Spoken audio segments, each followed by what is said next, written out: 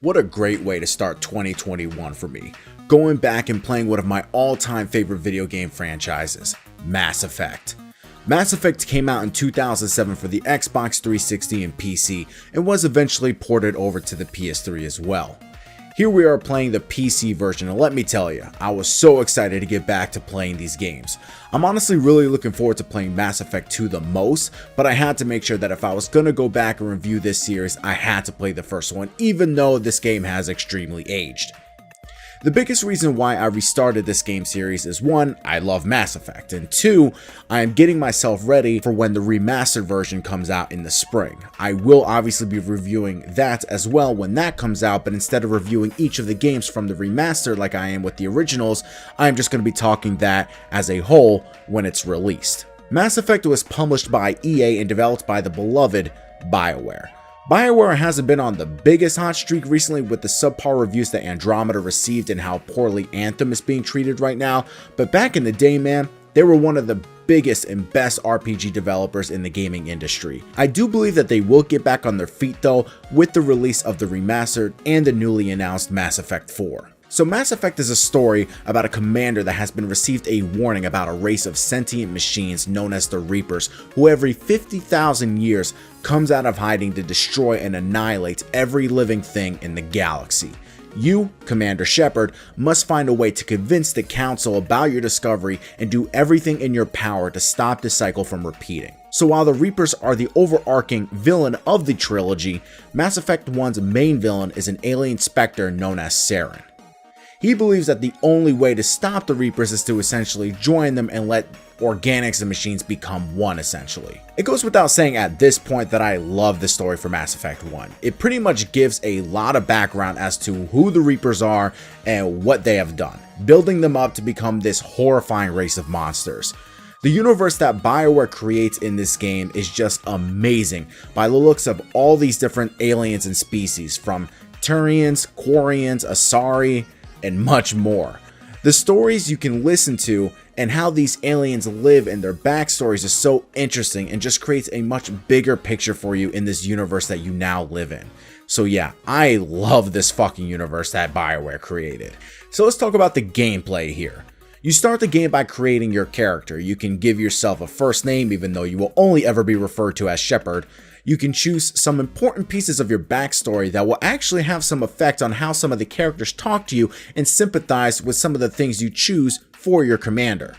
You can either choose to have a stock looking male or female Shepard, or you can create your own look from scratch. I never really like sticking with the stock look of a character unless it's forced, so if I'm going to be given a choice, I like to be at least somewhat unique. So for the PC version, you will have no choice but to play with a keyboard and mouse unless you get a mod that allows you to play with a controller, which is exactly what I did. Same thing goes for 2 and 3. The controls for 1 feel okay. They can feel a bit wonky, especially with the running animation, but it is okay for the most part. The shooting mechanics are fine, but not the greatest. They have this overheating system that I never really liked, and thankfully they get rid of that in the next game. So you only have to endure it for this entry and never see it again. From the start, you have a good range of weapons to choose from: pistols, shotguns, assault rifles, and a sniper rifle. You're also given the ability to use special powers that if you choose to be biotic, you have all these different abilities to your disposal. They can be very useful in a fight, but have a very slow cooldown. You will also be accompanied by 2 members of your crew to help you fight off enemies.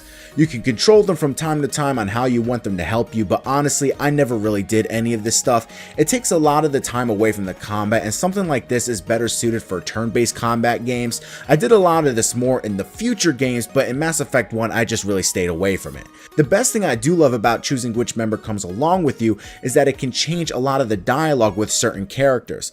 Even at certain points, characters will recommend that you bring specific characters along for plot purposes, but you don't have to if you don't want to. So throughout your playthrough, you will come across a lot of containers and boxes that are locked, and your only way to get through them is to go through this little mini game of Frogger to gain access to its items, whether that be new weapons or upgraded mods for your guns or grenades.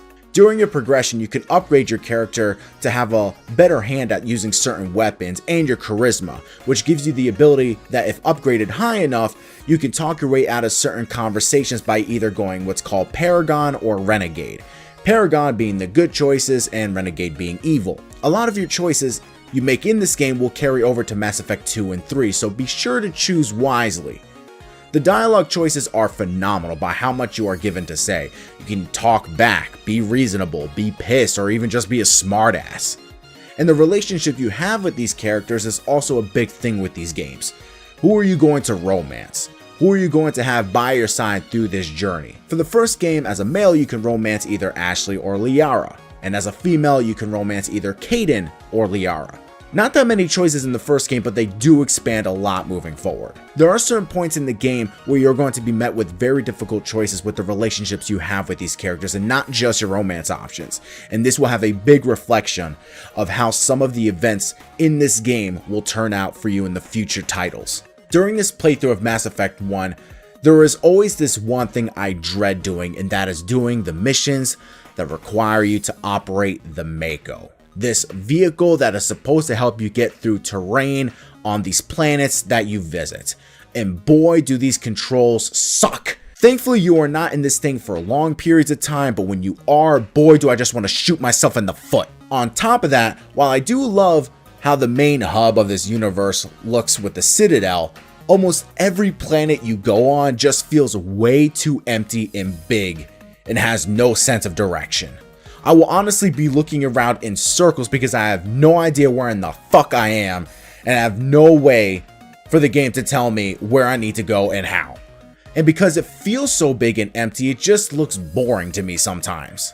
Another issue I found was that since I am playing this game on much upgraded hardware, this game has a difficult time playing on some newer AMD processors, so this shit starts to happen. So the thing I have to do is this special command to get rid of it that practically just takes all the shadows away from the game.